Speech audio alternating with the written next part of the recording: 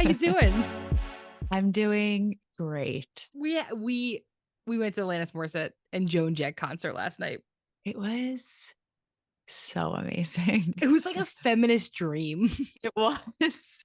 It really, really was. And, we just felt so free.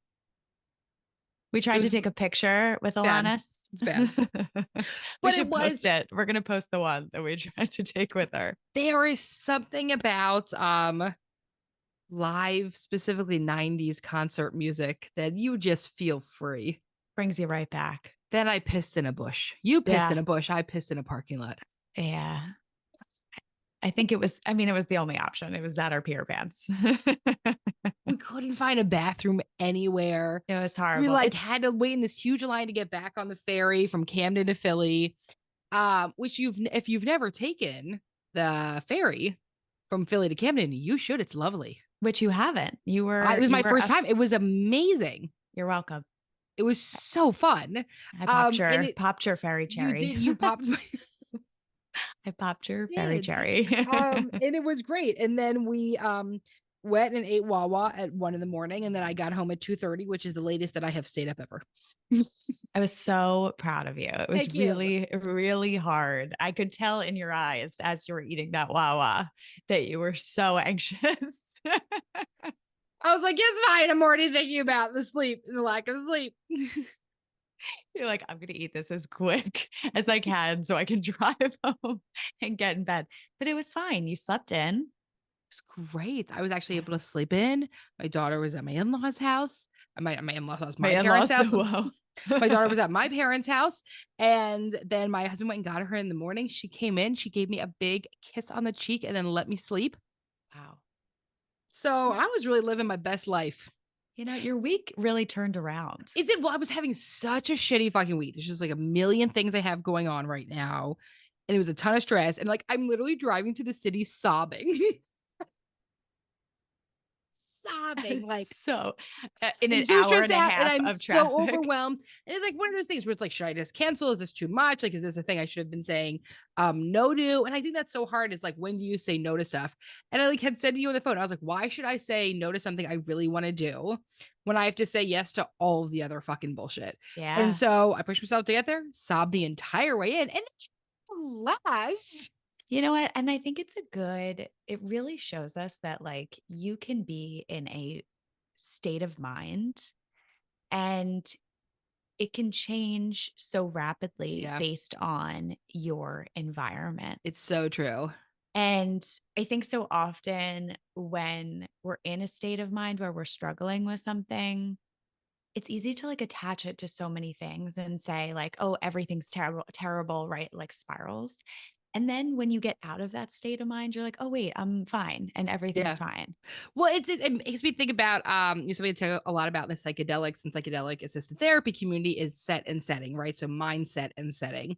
And so like I had a choice yesterday and I like called her the way and I was like, I hate my clothes and I feel like I look like shit and I'm feeling fucking bummed. And I was like, I just have to go and get out of the mindset, put myself in a different setting. And it really does re-regulate your nervous system. Not to mention, it was really nice that it was outside. We had really lovely weather. Yeah. And what the outdoors can do for your nervous system. And if you allow yourself to have nervous system regulation, it really makes a huge fucking difference. And I think so much, not that it would have been easier to just sit down and cry, but I think it would have been less scary. Oh. Like to just be like, okay, I'm just going to cancel and I'm going to stay home and just like have my pity party for myself. Not that would have been easier, but yeah, it would have been simpler. Yeah. And more simple. I don't know the right word. I think both things apply. Grammatically not sure. It makes me think of, I think it was 2 summers ago. We were about to sign our Philly lease and it was like very stressful. It was like a really hot day in July and we were like trying, and it was a Saturday. I was supposed to drive to Maryland with my friends. And we were like in the process of getting like all our financials over so we could sign this Philly lease. It was so stressful. Do you remember we were contacting our accountant? Yeah, and he And was like we moving, could, and he and happened to it be moving that same week, so he couldn't get us and it anything. was the weekend, right? Yeah, it was And just so like by chance. Everything was chaos. so it was complete chaos. And then I was like, and then we got it over. It was like very stressful. I went over to my car to start it up to drive to Maryland and it broke down. And and so with that, I also broke down. Well, it's like the straw that broke the camel's back. Like, it's just like, I can't take one more thing not going my way. And you know what? You know what I did, which, you know, I kind of wish this is why it made me think of this. I wish I didn't do is I stayed home and there were other options, right? Like I could have taken the train, I could have gone with someone else. Like there were other options, but I was so distraught Yeah. that I was unable to like get myself. It's almost like this forward thinking of like I can picture the fact that I will be there and I will feel better once I'm there. And I was in such a distraught state that like I did not have the capability of doing that. And Yeah. I think that's also a really amazing thing that you do is like because you reach out when you're distraught, it helps you like kind of talk through and like Mm-hmm. get yourself to this future thinking because I'm so internal when I'm struggling with something. It's harder for me to reach out and talk through these things. And I think even if I do, I'm like so internal about Yeah. it that it's hard to pull me out. So I feel like, you know, the last few days when we were talking through what you were struggling, like you got like 3 hours of sleep that one night. It was just like my husband was traveling. There's a million things happening. And then like by chance, my daughter's up with a fucking ear infection in the middle of the night that I had to get her to the doctors. Right, like it's just like there's so much stuff combated together. And the straw that broke the camel's back for me. Every mom and wife is gonna love this one, right? Okay, so we talk a lot about mental load. And the mental load in our family, one of the way we distribute it is like we have a lot of conversations about like, here's what you're going to handle, here's what I'm going to handle. And so one of the things, my daughter's obsessed with taking gymnastics. I was like, Aaron, you are going to be on top of gymnastics, right? He signed her up. He's the one who makes sure that it's paid for, whatever. So because of that, all the notices go to his email, not mine, which now I'm like, we should have a joint email. But I've always made fun of couples that do that. And now I get it. Okay. And so he's traveling this week, and I have to pick her up from school. I have to quickly get her dressed. I have to get her fit. I have to get her gymnastics. I'm supposed to drive to Philly right after this for this concert. I get to the gymnastics place. There's no gymnastics this week because it's 4th of fucking July. And he forgot to tell me. And he's like, no, I called him. I said, is there gymnastics? He goes, oh my God. And so I'm like, first of all, don't react. So I just say, okay, thank you. Bye-bye. Good job. Okay, thank you. Okay, thank you. Bye-bye. It's so good. It's so good. And what I wanted to say was, you motherfucker. But I didn't say that. Good job. Got it. But I think so. Then I call you and I'm like, listen, here's the deal. I'm freaking the fuck out. Here's what just happened. I hate my outfit. I'm feeling stressed. It was for some reason there was all the traffic it said. It ended up being fine getting in. And then I put on some music and I was like, I'm just gonna go fucking do this. And like, if I'm freaking out there, I'll leave early and like I'm just still gonna make it. And it was awesome. It was awesome. But there's so many other ways that could have gone, right? Like you could have instead been like, well, fuck, as we said earlier, like, well, fuck this. I'm just going to stay home. This is too much. Yeah. But you made a choice of like getting yourself, like making a choice to get yourself like out Yeah. It was of well that. worth it. Well worth it. Well We worth had it. the time of our lives. So, okay. I want to Yeah. be her groupie. Oh my God. Yeah, you'd be such a good groupie. You know literally everything about her. And I will say, we went with our other friend, and like me and our other friend only knew like probably like half of the songs. Jen knew every song, every lyric. We would be like sitting down having a conversation and another song would come on. I'd be like, bye. You'd be like, I gotta dance to this one too. We were like, we're taking a break because we don't know any of these. And like, where's you all to know? Like, where's Jagged Little Pill? Okay, so intro question today, although that was basically it. But somebody had said, okay, so last summer we told the story about the fruit flies, and then someone said, could you tell me about how you solved the fruit fly problem? So we have to tell the story again. Can you tell the story? Yeah, great. Okay. So we were having all of our clinicians down to the beach. My parents have a house. And so we were having them over to that house. And, we had been planning for this. Emily and I get there early because we were like, let's set up.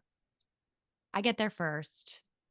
I get in there and I'm like, weird. There's like these weird, like small things that are like around. Small things. Small things. I don't know. It looked almost like confetti. Like it was almost like too ridiculous. What is it? You're like, thank you for the grand arrival. Yeah, Confetti as I walk exactly. in. It was literally fruit fly confetti. So it was hard to like pinpoint it because when you see a fruit fly, you see like one or two and you're like, oh, that's Yeah. a fruit fly. There were so many of them that my brain couldn't connect the fact that there were 1 million fruit flies coming out of the trash can. I don't know what was in there, but it had been in there for a while.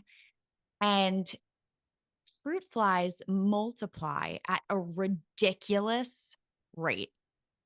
And so I get there first. I'm literally battling them. I forget how I was battling them, but Emily went and picked up a bunch of like traps.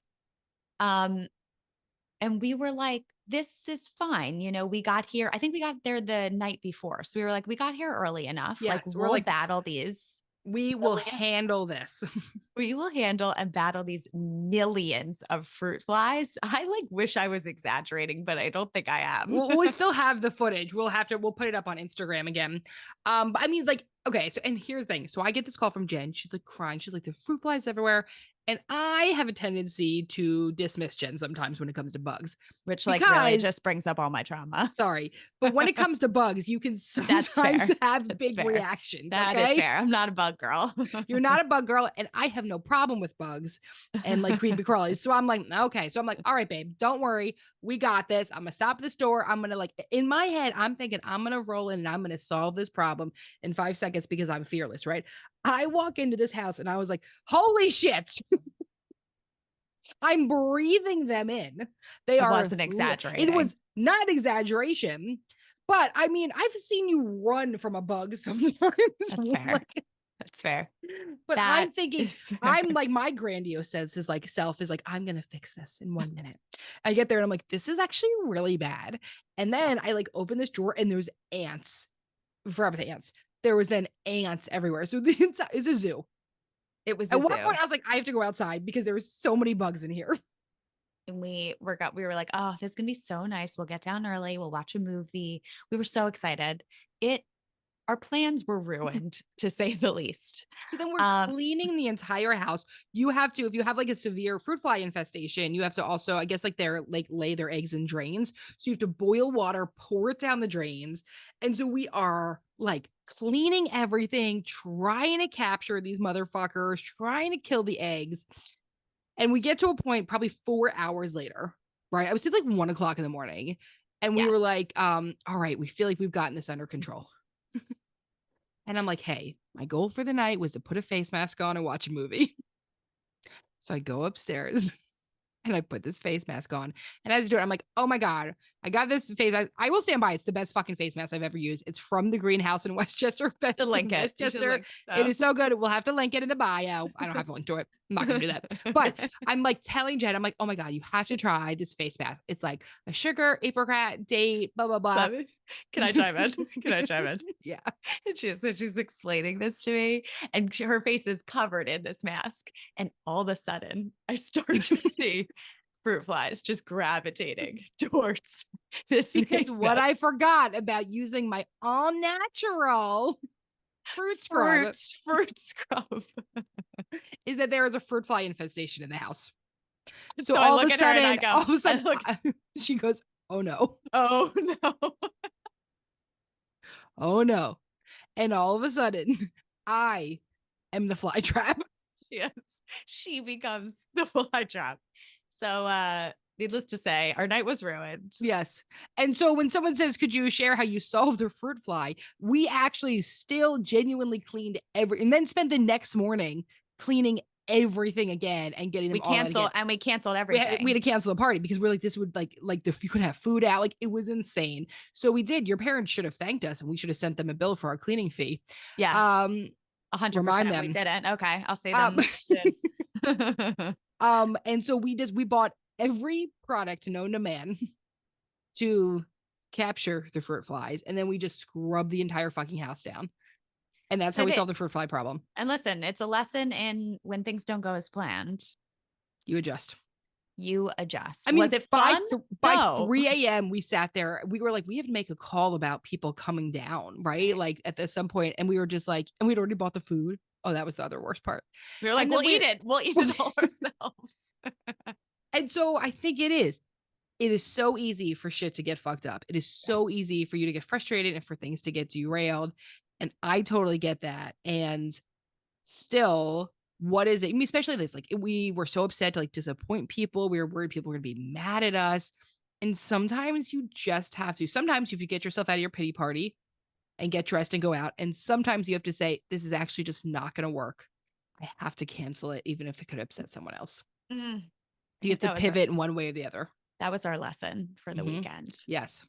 Still working on that lesson. The thing, so the reason why we're talking so much is because it very much, connects to what we want to talk about today. Because we, after some of our episodes of us being very vulnerable and talking about what we're going through, people actually found it really helpful. I think in our minds, we were like, oh, people don't really want to hear about us, or they won't find this helpful, but they have found a lot of the episodes where we talk about kind of what we're working on personally, really helpful and validating for them. So we wanted to integrate that a little bit more and talk about the things that we're working on ourselves, personally and professionally. And if you're an OG listener, you may remember we used to do personal versus professional, but it was a very quick little tidbit. Yes. And so we want to turn it into an entire episode. So here we go. So Jen, but personal versus professional used to be like, we like interpreted how we would react. Yeah. But this is goals, right? So Jen, I'm going to start out with you personally. What are you working on? What's your 2024 goal? Whoa. Well, now that we're halfway in, there's still time. There's still time. You can reset your goals at any time. One of the things I'm working on always is being more present. And I know that sounds like very cliche, but I am someone who can get very laser focused on something. Emilee's laughing because she knows. And listen, it is something that can be really helpful in certain circumstances. Really, really helpful. But I feel it by the end of the day if I am not present.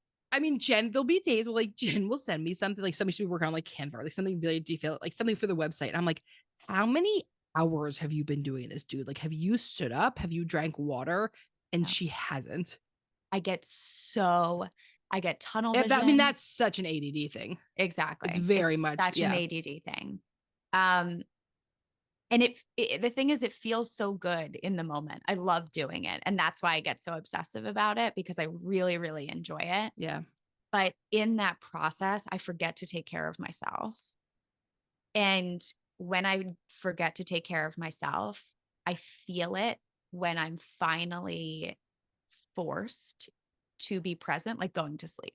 Yeah. Right. Like that is the time in which I feel it the most is when, like, if Bill comes home, my husband comes home from work, and we're like going to sit down and eat, or we're going to like spend time together. I'm like still so in it, and I can't, it's like, I have to like really pull myself out of it to be present. Yeah. And so I realized that if I don't like specifically force myself to be present and take breaks, then it's really hard to pull myself out of it at the end of the day. So being very specifically intentional about being mindful and present throughout the day when I am working on something that I feel passionate about is something that I will probably always be working on. Yeah. Because I just love it so much. I love Canva.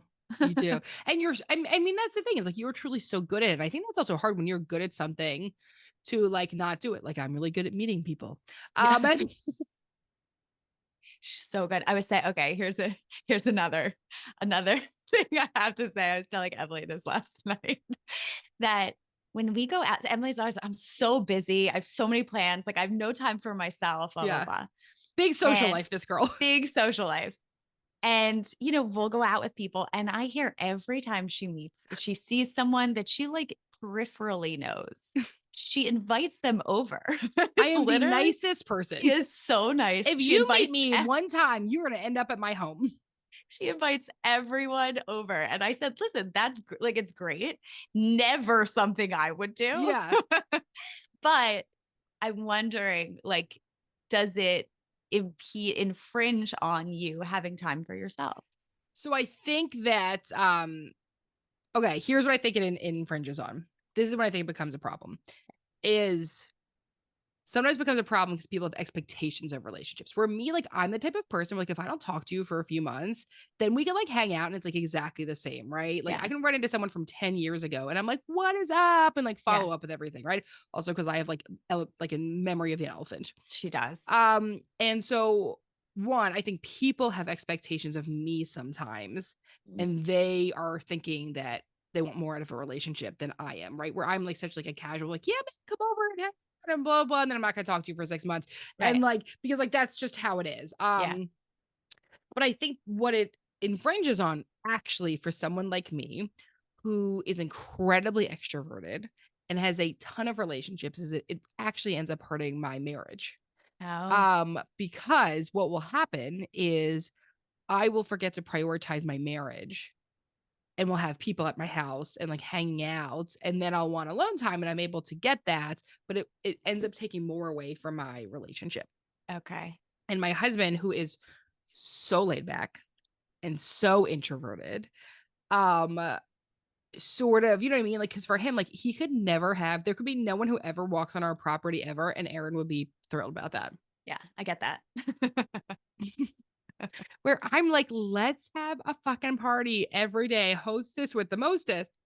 So I think what it does is like, we're just like vastly different people. Yeah. And sometimes my processing is so fast and my energy is so high, I don't slow it down. Also, most of the time, I'm just saying stuff like, oh my God, yeah, like, let's hang out. And I don't actually have any intention of doing that. And because like it's just like a thing I say, right? Yes. Like, Yes, you always say, you say to literally anyone. I actually was walking on the street today and I was on the phone and, I live in Philly. This is something that happens. And some guy stopped on his bike and he looks at me. He goes, hey, do you live around here? And like, I did, but I said, no. I said, no, I don't live around here. And he was like, oh, okay. Do you want to be friends? He was like, can I get your number? And I was like, no, sorry, bye. And I just walked away. I said, if that was Emily, she'd be like, sure, come to my pool. no, but I would never do it with men. I only do it with women, I would say. Yeah, so true. 'Cause I don't trust men. Okay. But so I think when I talk about like my personal goals of what I have going on is one of them is boundaries of like being boundary with my time and energy. Yes. Like even like something is like Millie's school, like I'm very involved in like Millie's school and like help out with stuff. And I was like, I can't do this anymore. I don't think like it's not actually like feeling that good. I'm like getting upset about stuff. I'm feeling overwhelmed. I'm like, I don't think she gives a shit. Right. Right. Like at first she like kind of wanted me to be around because it's like hard when your kid first goes to school and it's hard when they're not with you all the time. She said the other day, oh my God, she's putting her shoes on the other day and she goes, my mom is so hard on me. And I was like, oh. And I was like, oh, babe. I was like, what do you feel like I'm hard on you about? She's like, you make me go to school. And I was like, all right, well, that's the law. You bitch. You bitch. Someone lock her up. And I'm like having this thing. I'm like, oh my God, what have I been hard on her with? I make her go to school. I'm like, yes, you're right. Fuck me. Yeah. So I think for me, boundaries is so huge and also saying no. But for me, as always, like one of the biggest things I'm working on is not giving a fuck. Yeah. I think people say this all the time, that it's something that comes with age. Yes. And I'm so young. And you're a baby. So you're turning I am 1 year 18. I am 1 year younger than Jen. And man, you can tell. And so listen, I have so much more life experience. Yes, you do. than you do. And so let me tell you, it comes with age. So no, you've always been like this. No, I have. I Yeah. have. That's well, no, I think I've gotten more like that over Yeah. time. Yeah. I think that when I was younger, I think that is something that like, has age has really helped with. Hmm. Um, and also just like working on my anxiety, and because I was not taught to Yeah. not, like I was taught to people please. I was taught to take care of everyone else's feelings and all the time. And it, as someone who's very empathetic, it was so detrimental to my own mental health Yeah. that I didn't have a choice but to set emotional boundaries between myself and other people. Yeah. I think that's another thing that I will always be working on, is setting emotional boundaries between myself and other people, because it's Yeah. just something that happens so naturally. I see someone cry, I'm immediately crying. Like Emily talks about something she is struggling with, and I am crying. Like it's just like unnecessary, completely unnecessary. but it's, yeah, I think it's just happening so quickly and so naturally that that's always something, I will be working on. And you know what? We're doing this episode where we're talking about like things that we're currently working on. And I keep thinking while we're talking about this that like I know and I'm okay with the fact that like there will never be a destination here. That when you're working on something, especially things that are like so ingrained in you, um, some sort of trigger, some sort of struggle, it might be something that you are always working on. And I think so often people come into therapy with a goal of, oh, I don't want to have any anxiety, or I want to accomplish this one thing. And I am saying this because I want to normalize the fact that, like, when you struggle with something, when it's so ingrained in you, it's something that takes time and it takes practice. And it might be something you are always working on, something you get better at, right? It's as practice, I am gonna fight back against this term, practice makes perfect, Mm. because you will never be Yeah. There's perfect. no perfect. There's no perfect. You're human. Practice makes better. Practice makes better. Practice makes better than yesterday. Yes. I Yes. think let's change the quote. Yeah. Practice makes better than yesterday. And so, for anyone listening who's working on something, whether in therapy, maybe not in therapy, to understand that like there is no destination of I have worked on this and I've accomplished it and I am perfect, period. Because you're human, Yeah. and part of being human is always working on things, always practicing. Things get easier over time. Setting boundaries gets easier over time. The more you do it, the more positive results that you have from that, the easier it gets, because you don't have your, you know, anxiety pushing up against it of like, oh, how's this going to go? Well, I've done this before and it's worked out. Hmm. And, I've done this before and I can still maintain relationships. Um, I can step away from Canva and it will still be there when I go back, so I just want to, make that a very specific point, because I think it's easy to put pressure on yourself of like, when I'm working on something, especially if you're someone who's like such a goal oriented person, it can feel daunting to say, this is something I will always be working on. Yeah. I don't know. What are your thoughts about Well, that? someone says, talk to me about something you've overcome or let go of that took hard work. And I think for me, the emotion that comes up is guilt. Oh, wow. Right. Like I'm someone who is inherently like a very guilty person. Like I feel bad about most things. And so even stepping away from, I don't do Canva, but stepping away from work or not making myself fully available or saying no when someone reaches out, like that I have had to work so hard on and not feeling guilty, because like I truly feel like guilt is like my like immediate reaction to most things. Yes. And, and we have had conversations where I can tell you feel bad about something. And I'm like, Yeah. you don't have to feel bad about this. Like Yeah. everything's fine. And Fine. I'm not upset, like you're allowed to step away. Like all is good in the Yeah. world. Um, but I think that's another testament to like your ability to express yourself in Yeah. that way. Um, And such an important thing to overcome or work on in some way, and to like recognize, okay, this comes up in this situation. Like how do I want to deal with it this time? So can I Yeah. ask you, like, what is working on it look like for Exposure you? therapy, Oh yeah, there it is. pure exposure. Yeah. For me, the only way I truly get through stuff is just desensitization. Yeah. Like I doing it. I have to just do it, and I have to feel unbelievably uncomfortable and upset and sit in that fucking feeling and not try to talk my way out of it or do something else or numb. I have to truly sit through something Yeah. and just keep exposing myself to it. And, for some people, things work like CBT skills and like different stuff. It just, for me, sitting and Yeah. radical acceptance. For me, DBT skills are really what is the most prominent. Yes. Um, and I think also just, like, not being like, the guilt won't kill me. Right. Even if I'm feeling it, like, I'm not gonna die from this feeling, and I'm telling you, though, like, the guilt I've experienced in my life has sometimes felt like death. Yeah. Like, it has felt that bad that I'm like, "This is going to kill me. This feels so uncomfortable," and so Yeah. for me, the more and more and more I just sit on it, it doesn't feel like that anymore. It feels bearable. You like develop a tolerance to Yes. it, and All my distress tolerance skills has just been through sitting.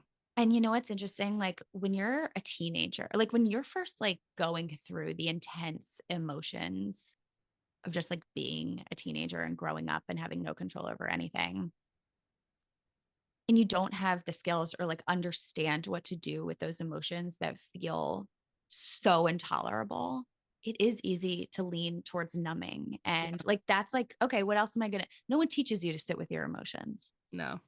They're just like, you look for a way to release them, get out of them, get away from them. And, sometimes that's the only thing you have. And so, Yeah. like, to learn how to sit with those emotions and like tolerate them and develop like skills to sit with them, as opposed to like, I need to get this away. It's just like, it's such a skill that I just wish was taught at a very early age. And maybe it is now, Yeah. like Millie is going to be the most emotionally intelligent. I hope so, but if she's not, I'll say this. I think, especially in parenthood, you try so hard to prevent your kid from feeling shit. And the other thing I have to remind myself time and time again is that adversity makes badasses. Yes. Maybe we talked about that. And that's all I can do. Yeah, it does. And Yep. it's part of life. Yeah. She's And going to and experience all this things. goes into work, right? Like all of this is also like professionally for us. Like this is like being a therapist. And we are, we've been now practicing for 12, 13 years. And so for any newer therapists that are listening, like this shit all gets better. It does. It It really really does. does. It just takes time. I will say that the most traumatic is the first 2 years out of grad school. Agreed. You're just You're so you're insecure. you're nuts. You're not, you're so insecure. It's like impossible. But You're here's the so thing. anxious. Yeah. Lean into it. Just do it. Lean into it and ask your insecurity, what do you need? Do you need more training? Do you need more support? Do you need more help? Do you Yeah. need To to not be do so, perfect. to not be perfect? To Do you not be the need to world's best therapist. do you need to allow yourself to rest? Do you need to allow yourself to make mistakes? Yeah. Ask your insecurity what it needs. All right, dear Em and Jen. Dear Em and Jen, let's do it. Dear Em and Jen, your podcast is the highlight of my week. Thank you for everything you do. My sister and brother-in-law just announced they are pregnant. I'm so happy for my sister and we're very close, but I can't help but feel a little envious that she's going to be bringing the first grandchild into our family. It's just the two of us and I'm 5 years older. My quote unquote timeline has been much more delayed than hers, and we ended up both getting married only 4 months apart in 2022. I still feel like I want a little bit more time with my husband as a child-free couple, but I'm also feeling some type of way about them having kids first. Help me sort through this a little. Um, the first thing I want to ask of this person, and if you're listening to this, you can ask yourself, um, when you say some type of way, like what is that? Yeah, can you Like identify the feeling? identify what the feeling is that's coming up for you. You said envious, right? I'm feeling a little envious, but like what's attached to that? Is it that you feel your parents are going to give your sister more attention? Is there more attention? Is it like what is being brought up for you? Because I'm wondering where that's coming from. Like, has there been competition in the past between you and your sister of, or has there been a fight for attention, or like, what does that look like in your family system? What has the dynamic been in your family between you and your sister and your parents? Mm-hmm. Um, because I'm wondering if it runs deeper in the family dynamic. Um, so to ask yourself a few questions about like, where is that coming from for you? What's the fear? What's the worry? Where's the envy coming from? Um, of like, is it about, and it sounds like it's about, but I can't help feel a little envious that she's going to be bringing the first grandchild into her family. That makes me think it's about the parents and how the parents are going to respond, because that's the thing that's being, that's the thing that's highlighted here. Yeah. And so that's what I want to know is like, what is it about your parents' response to this that maybe is bringing something up for you? Yeah. That's my first thought. I mean, my next thought is, I think that's amazing, Jen, as everything you do. Yeah. But my next thing is that, like, we've talked about this before in terms of decisions to be child free, have kids, all that stuff. There is grief in every decision. And so if the decision is to be child free couple for a little bit longer, because that is such a special time in your marriage, that is such a beautiful decision to make. And I can see that there's grief with it. The same way if you had a child right away and you lost out on that child free time, there would be some grief in that too. And it is okay for there. I think we think when something happy comes, like someone having a baby, there can't be complexity in our feelings. And so maybe it's okay for to be so excited for your sister and to become an aunt and have the grief around it. So there's grief in all decisions. What would it be like to nurture your grief? Okay, I have to let go, especially when you're 5 years older. I have to let go of the idea that my kids would be the first grandkids. And that's really much harder than I thought it was going to be. I'm shocked that this is coming up, right? Let yourself be shocked and then love and nurture that part of you. Thank you so much for tuning in to today's episode of Shrink Chicks. We'll see you back here next week for another session.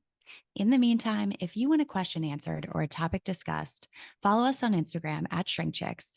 And if you're looking to get connected with a therapist like us to start or continue your therapeutic journey, visit thetherapygroup.com.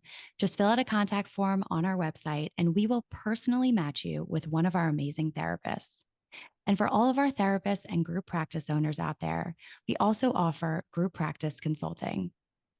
And if you're looking to support yourself further and support our show, check out our amazing merch options at shrinkchicks.com/merch and our Know Yourself, Grow Yourself journal on Amazon. Also, if you'd be so kind, we'd love a rating, review, and for you to share with a friend or an enemy or a mother-in-law, honestly, whoever needs it, so that we can keep reaching more people on our mission to bring mental health topics to your ears every week. Thanks for being here with us. And don't forget, to grow yourself, you got to know yourself.